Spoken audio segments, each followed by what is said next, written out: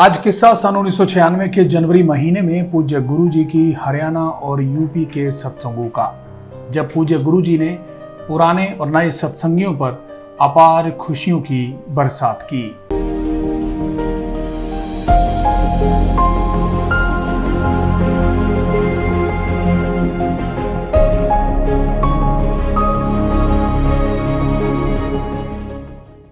नमस्कार, मैं हूं अनिल कक्कड़ और पूज्य संत डॉक्टर गुरमीत राम रहीम सिंह जी इंसा की रूहानी जीवोद्धार यात्रा सच्ची व रूहानी बातें मेरे साईं की के इस एपिसोड में आपका स्वागत है।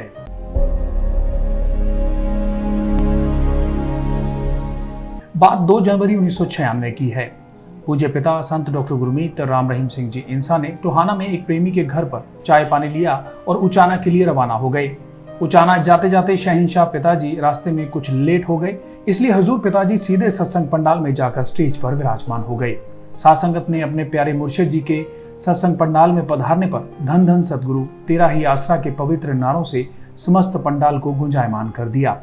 शहंशाह हजूर पिताजी ने अपनी प्यारी साध संगत को बेअंत प्यार देते हुए आशीर्वाद दिया और भाई दिलीप सिंह को सत्संग के भजन का हुक्म फरमाया। दिलीप सिंह ने जो भजन बोला उसकी टेक है, चल सत्संग में तू आ, इस जन्म का लाभ उठा, संत वचन सुखदाई हैं, सुनकर अमल कमा। हजूर पिताजी ने इस भजन पर बहुत विस्तार से सत्संग किया। जन्मों जन्मों से अज्ञानता की नींद में सोई हुई रूहों को प्रेम की शिक्षा द्वारा फिर से सचेत किया और नाम का सुमिरन करके इस अमूल्य मनुष्य जन्म का लाभ प्राप्त करने के लिए फरमाया। इसके बाद नाम के अभिलाषी जीवों को नाम के प्रति समझाकर नाम दान दिया। यहाँ पर काफी जीवों ने नाम प्राप्त किया। इसके उपरांत शहंशाह जी सब सेवादारों को मिले और उन्हें प्रसाद दिया तथा आपस में सभी को मिलकर रहने व प्रेम से रहने का आदेश फरमाया। फिर उचाना मंडी से जींद में एक एक्सियन साहेब के घर जा पधारे। वहीं उनके घर पर सभी ने भोजन किया और रात्रि को वहीं पर उन्हीं के घर विश्राम किया। अगले दिन प्रातः 9:15 बजे जींद से गोहाना के लिए रवाना हो गए। गोहाना पहुंचकर पूज्य हजूर शहंशाह जी सीधे सत्संग पंडाल में जाकर स्टेज पर विराजमान हुए। सत्संग पंडाल में साध संगत बहुत ज्यादा थी। समस्त साध संगत ने अपने पूजनीय प्यारे मुर्शिद जी के सत्संग में पधारने का अत्यंत ही श्रद्धा व प्रेम से स्वागत करते हुए हाथ जोड़कर धन धन सतगुरु तेरा ही आसरा के नारों से सारे सत्संग पंडाल और आकाश मंडल को गुंजायमान कर दिया। शहंशाह हजूर पिताजी ने अपनी प्यारी साध संगत को आशीर्वाद दिया और सत्संग का कार्यक्रम शुरू कर दिया।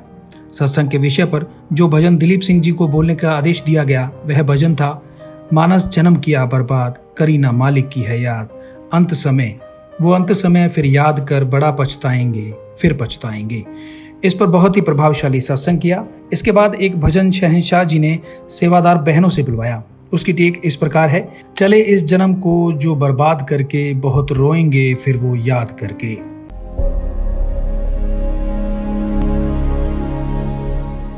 इस भजन के बाद जो नाम अभिलाषी जीव थे उन्हें नाम के बारे में समझाकर नामदान प्रदान किया।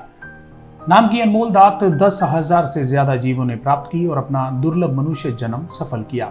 गोहाना में एक प्रेमी परिवार के घर पर खाना खाया।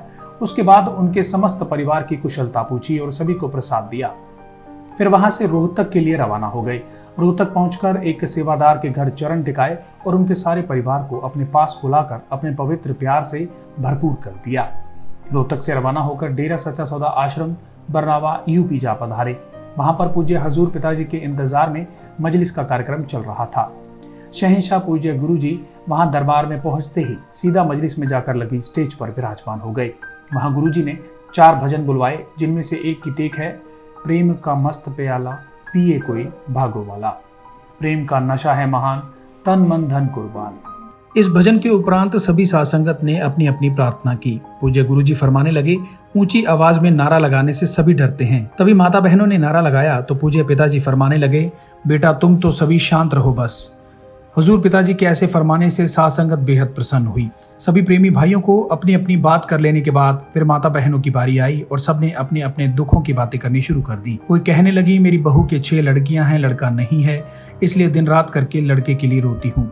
हजूर पिताजी फरमाने लगे, सारा परिवार सुमरन करो। उसके बाद एक बीबी और खड़ी होकर विनती करने लगी, पिताजी मेरे लड़के की कहीं शादी नहीं होती, मेरा एक ही लड़का है। उस बहन की बात सुनकर पिताजी हंसे और इससे सारी साध संगत हंसने लगी।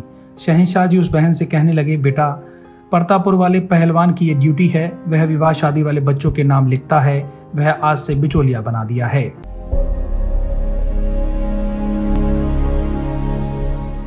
इस बात को सुनकर सारी साध संगत खूब हंसी। फिर शहंशाह हजूर पिताजी ने फरमाया, सभी सत्संगियों ने अपने अपने बच्चों के नाम उसके पास लिखवाने हैं। यह न सोचो कि गरीब प्रेमी ही अपने बच्चों के नाम लिखवाते हैं, अमीरों ने भी लिखवाने हैं। फिर पूज्य गुरु जी ने सारी साध संगत को पूज्य परम पिताजी के जन्म महीने तथा नए साल की लख लख बधाई दी। इस पर सारी साध संगत खुश हो गई और इसके बाद शहंशाह जी साध संगत को आज्ञा देकर तेरावास में चले गए। सुबह 8 बजे की मजलिस का कार्यक्रम शुरू हो गया। लगभग 8:15 बजे शहंशाह हजूर पिताजी मजलिस में लगी स्टेज पर आकर विराजमान हो गए। भजन मंडली वाले भाइयों ने परम पिताजी का जन्म महीना होने के कारण खुशी के भजन ही बोले। कई प्रेमी भाई खुशी में नाच रहे थे।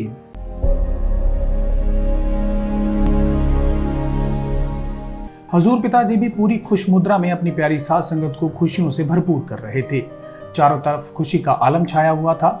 प्यारे मुर्शिद जी ने भजन मंडली वाले भाइयों से एक कव्वाली बुलवाई और उसके बाद मजलिस की समाप्ति कर शहंशाह जी ने तेरावास में जाकर सभी सब ब्रह्मचारियों व सेवा समिति को अंदर बुला लिया और परम पिताजी के जन्म महीने की खुशी में केक काटा तथा सभी को प्रसाद दिया।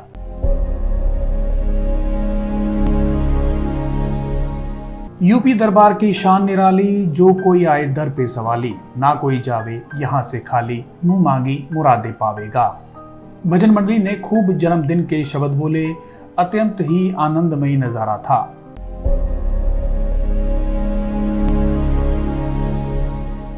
जी ये थे पूज्य गुरु जी की रूहानी जीवोद्धार यात्रा के कुछ किस्से।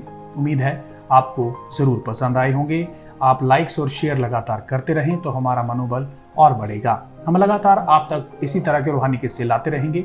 वहीं डेरा सच्चा सौदा व साध संगत से जुड़ी हर महत्वपूर्ण खबर देखने के लिए आप हमें फेसबुक और यूट्यूब पर फॉलो करें। धन्यवाद।